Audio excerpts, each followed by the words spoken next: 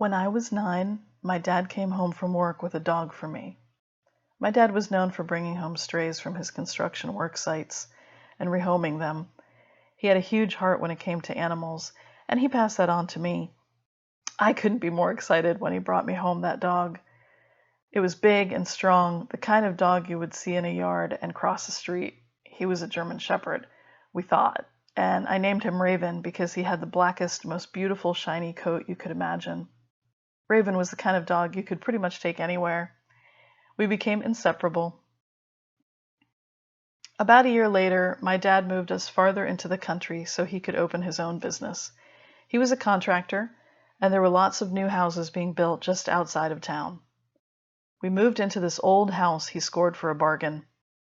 It was what you would call a fixer-upper. My dad had big plans for it. He was going to renovate it and probably sell it afterwards, like he did with our old place. For now, the house was super creepy. It was an old farmhouse and had peeling paint, an overgrown yard, and creaking floors. Typical creepy haunted house stuff. In my old house, I had a very small bedroom, barely enough space to move around and play in. But in this new house, I had a big room with tons of space. It had a big window, and I had a closet. My bedroom door led out to the upstairs hallway. I put my bed against the wall across from the closet and faced the window.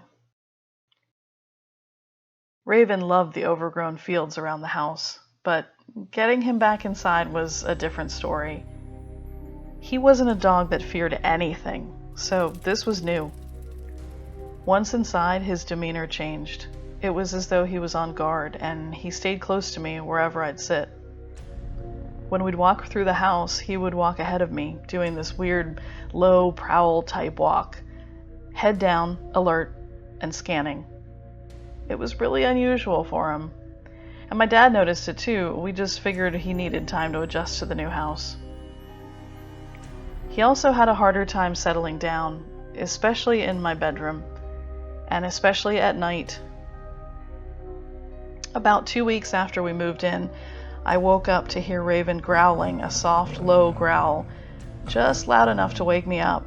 He was on my bed, lying over my feet, staring at the closet.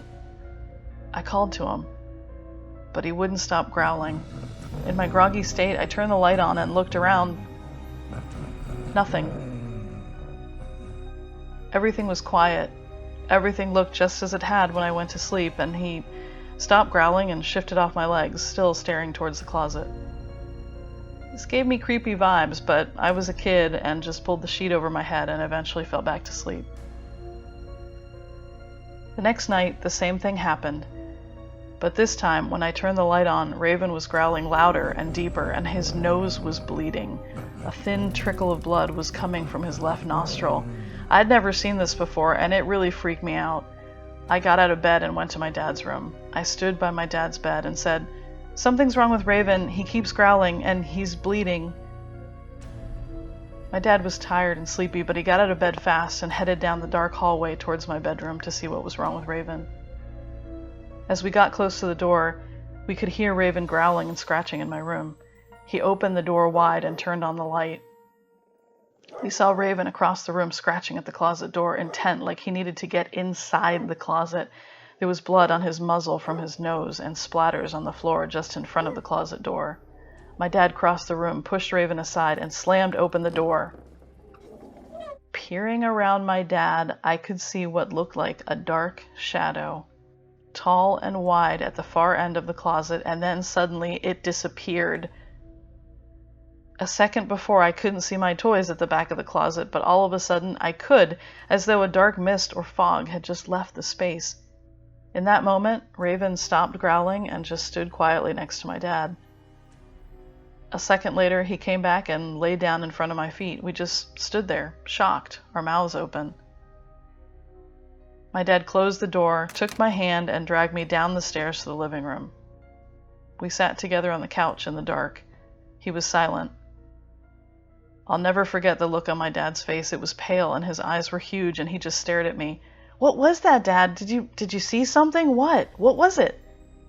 As my last few words hung in the air, Raven started growling again. He was staring at the stairs now. We both looked up and, horrified, saw what looked like a black mist slowly floating down the stairs. As we stared, Raven crouched low and then lunged, running straight towards the stairs. My dad snapped to his feet, grabbed my hand, and we ran out the front door. We got in his truck and headed down the long driveway towards the road. "Stop! We can't leave Raven! Dad!" My dad slammed the truck in park and pulled out his phone to call the police. He said, "Something's in my house." Something, not someone. I choked back tears. We stopped at the edge of the driveway and I waited for the police for what felt like an eternity. I didn't want to look back at that house, but I did, hoping I'd see Raven come flying out that front door. When the police finally got there, my dad said again, "There's something in that house. I don't know what." The cops went in, guns drawn. A few minutes later, they came back outside with Raven following them. He ran straight to the truck and jumped in.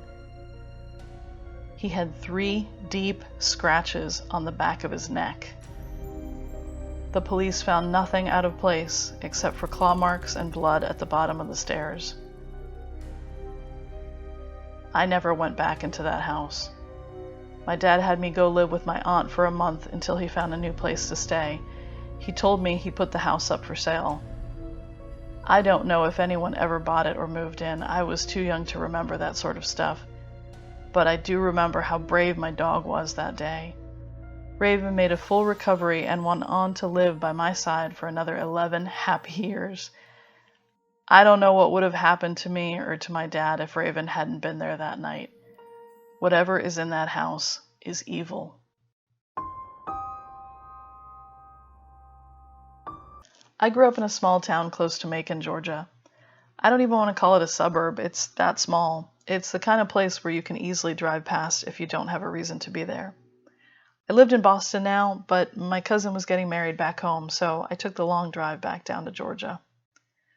The drive was nice and relaxing once I got through the traffic of all the big East Coast cities.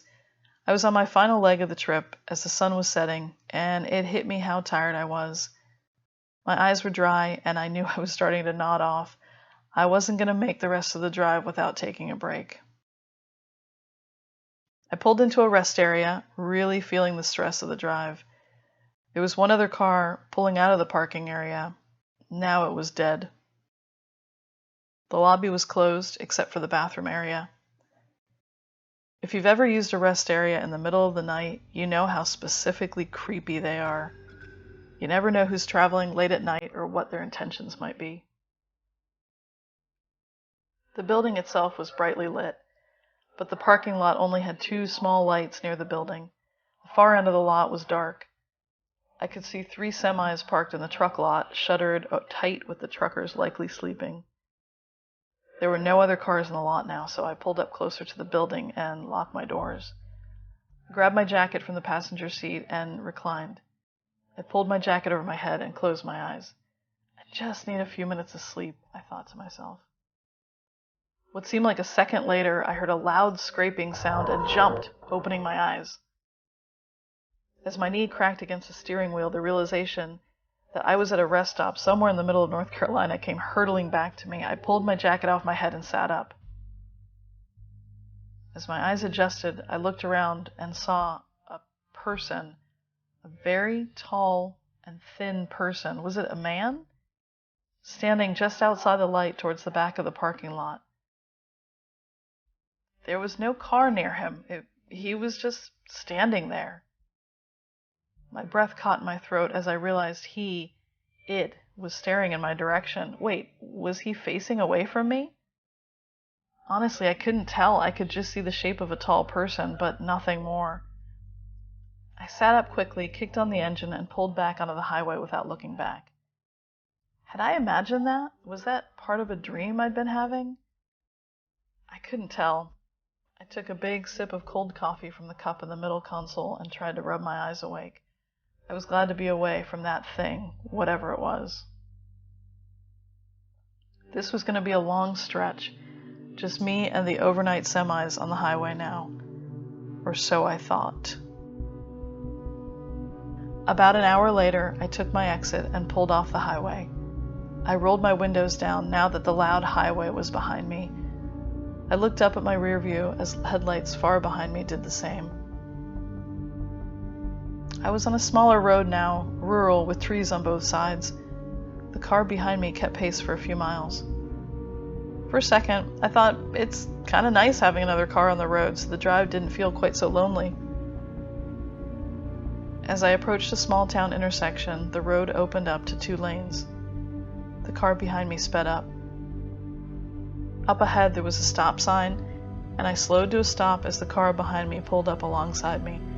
As it did, I turned to look at the driver. The driver's side window was open and lined up with my open passenger window. As my eyes adjusted, I looked at the driver.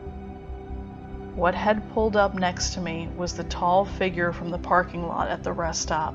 He was tall and loomed over the steering wheel with his head turned sideways towards me.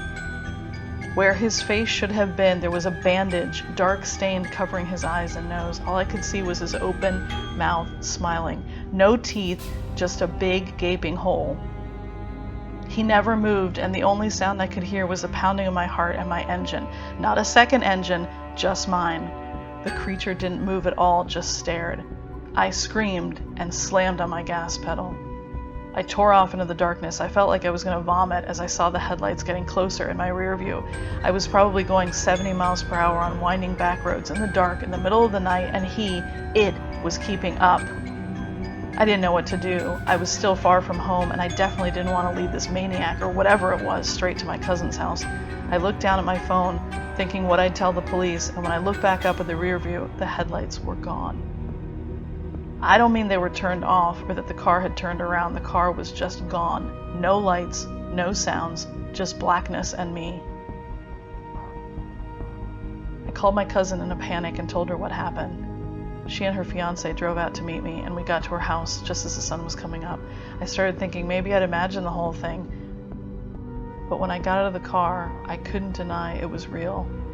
On the passenger side door, there were 4 6-inch claw marks torn into the door. I thought the closest I had come to that thing was at the intersection, but it hadn't moved at all.